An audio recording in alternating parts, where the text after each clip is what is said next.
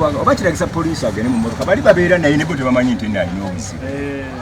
Enka tunaabeera kweyembeera gumanyi egenda kuggwa.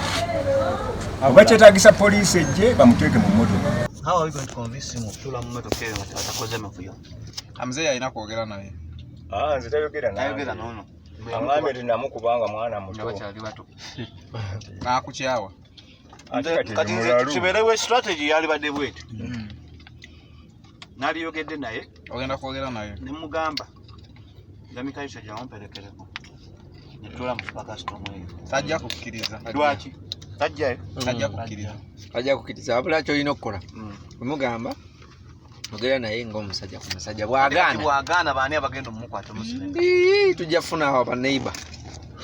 Abakukyala abafuuka basinze mumukwata bukwasi kuba bonna abantu abafuna ebyembeera temwetaaga na kumusiba migwa mumukwata kwasi nga musindika musipakasimu tewamangako muntu bangi bali mu embeera ajja kusooka aleekaane ne bwana aleekaana ng'atudde ate ajja kusooka kakkane ajja kusooka aleekaane bw'anaaba emmotoka etambula atuuse ekyengera addamu okuleekaana ng'alaba abatuddemu era ojja kumulyaga muzeeyi nsaba kunneeto muzeeyi nkwetondedde ensonyiwa byonna olwo agenda adda mu ki nekati wali alaba ali wuwe ajja gunda yagamba ssebo wali wuwe yokana amaana akola statement nanga agamba maama nange noonya ssente njagala nguleke watu is most talented songwriter ayimba bulungi era Semboga singa teyamweganye tebadde kali munoonyaako naye okubye Semboga kali munoonyaako ki manyi wagamba kati ebyokusamira yabiigireyo ne Semboga kasaakola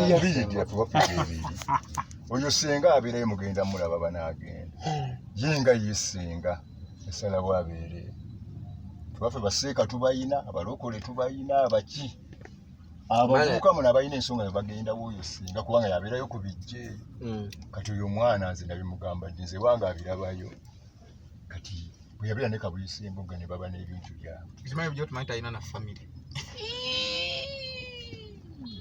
muzeeyi kyebamanya wano okanyinawo abaana 10 ekatabuuza n'omuntu we Kampala wano nyinawo abaana 10 abalina masters abalina diguli abali wana bakola mu gavumenti ayina baatata wano sinza Kamogoli bwe bakuze amuse Kamogono wa property master mwana wa Senga awo tagenda yo tamumanyi waliwo dokita ali wano Mulago bamutattalemwa muto wange abayi tagendayo kikyayogera tajinaki mwanyi nazitali yeruzira gwenzirako naye muzeeyi omwana oyo musiraamu sibe kiri ye Jamiru naye yebeeka kakimu Jamiru sibimanyi anti baba wadde yagenda ku Jami from Jamiru kali kyabya buwangwa era Jamiru yalijja bukojja simanyi kubanga lina engeri gye ligenda limu enyigakaawo omwana ayambala ebintu ntu babiŋŋamba ayambala ensimbi eŋŋanda akola ki babiŋŋamba nze naye dwa olugezigezi lw'oyogeddeko dwalwina simanyi anywa emmere ate ayita nayo mu nsawo era tuyinza omusanga nayo ate musajja wa bweza nnyo kati zimbabuulidde namuwe maama we yamuleeta mwaka gumu n'omukuzi kati kyoba oyagala bwera oyagala omuntu akola eki eyamukuza si maama we teyamukuba teyamuyisa bubi kati kyoba oyagala kiki olowooza lwaki yeeyita Jamiru ng'ate si Jamiru sibimanyi wasembayo ddi okwogerako naye yawanganguka bale njogera naye omwana Jamiru kati bwe byakugwa mu matu nti omwana ayambala ensimbi eŋŋanda musamize atambula n'emmindi ez'emitwe 5 yokuyisa kiti ng'ate omuntu w'omusaalo kwagwa oli wa musaalo n'enkofiira yiyo ku mutwe ozawuliriza emyaka emikulu omuvubuka Zamikalicha ayinza oba emyaka nga 27 kati yeesalirawo n'emyaka gye emituufu gye giro kyembuuza teyeesalirawo naye munjogera ekiraga nti naye wamunyiigira kyakyasinga obbatabula naye tewali nsonga yonna ate ensonga olwo omuntu okuba nti wakola kino wamukola ki naye mu statement zo ziraga nti omwana wamunyiigira ng'omwana era n'alibatwanyiza eyo yayimirira ali n'agamba nti omwana namuyingira njagala akole kino kibe bweki naye tewali kintu ali munyiigira lwaki olw'okuba nti yagende Kabuye Semboga gwe yayitanga kitaawe ate taata wo omutuufu gyali nga gy'oli ekyo kyakunyigamu ssente ye n'emu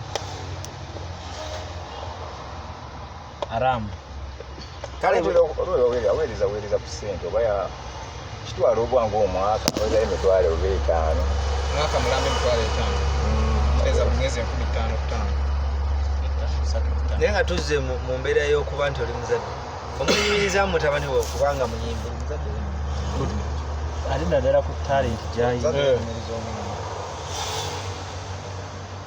kyobuuliza kizibu kyakutegeera olw'ensonga kati omunyimirizeemu otya muki mu talenti gy'ayina ffe nga tuwaana obuyimba nanti kati mwe muli naye era aleeta oba ne muwandiika oba ne mumukwata mu mawulire ne muyambe kati gwe omwenyimirizeemu sizimanyi mbadde sizimanyi ate kati mmanyizaaki ezikuba wonna adedda kummwe nze siri wa nnyimba singa abadde ajja ewange nga muba naye nagamba muzeeyi nakozeyo zino ennyimba mutabani we mutudde kati nga mumuli wano ozo oba tozisanyukira ate bamuzeeyi okumanya nti omutabani omuyimbi wakitegedde nkiwulira nti ayimba naye tomanyi byayimba naye ebyennyimba ye era bamunenyako abewaffe mukyalo n'agamba ayagala balumba lwaki bayogedde nti yabeegaana ebintu modole kale babadde oli awo ne bagamba omwana avuddeko banoonyeza bazaddeyo abantu ne babula nga kyetaagisa nze kennyini okujja nga taata ate okikudde okigombye embwala naye bayi taata baleka abafamire abalala banyiiga nojja wekka wekka senga tajjiddeeko omutwala tetema tete nga banyiiga muki anti omwana ayinza okuba yabanyiizanyiza dde yabeega ne bagamba abantu balina bye bakola abantu balina bye bakola abantu balina bye bakola bali bize nnyo abantu balina emirimu omusindika otya okujja e Kampala okuva mu kyalo biwanvu si byangu byakumanya omwana ono gye tugenda kasaka mutanda n'agaana okulinnya emmotoka wakwata bukwasi wakwata bukwasi atule mu mmotoka ate obata kali mwagala akube bantu abafumita mafumu abamalewo ne mu nyumba mulimu amafumu n'ebi mwana we mulina mumukwata bukwasi musibe agendewa mukyalo agende mukyalo tete masakalo si masakalo masaka oba otuse matange waffe agende amala okuvaayo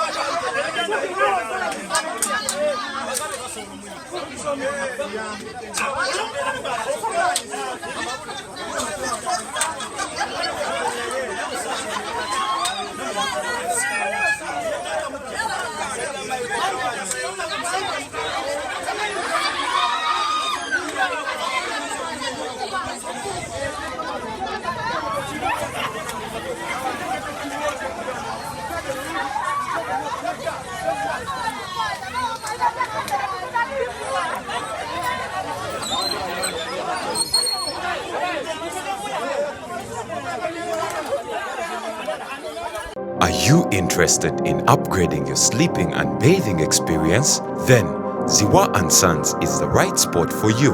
We sell blankets, bed sheets, duvet covers, bed covers, mattress protectors, mosquito nets, wardrobe or closets, towels, bathrobes, pillows, traveling pillows, cushions, shoe rack, dyeing rack, and ironing boards. Buy all your favorite products online with comfort from your office and workplace, home, hostel at a go from our website www.ziwaansons.com and have it delivered to your doorstep. Call us on 0705 364 749. Ziwa & Sons, where comfort and luxury is a pleasure.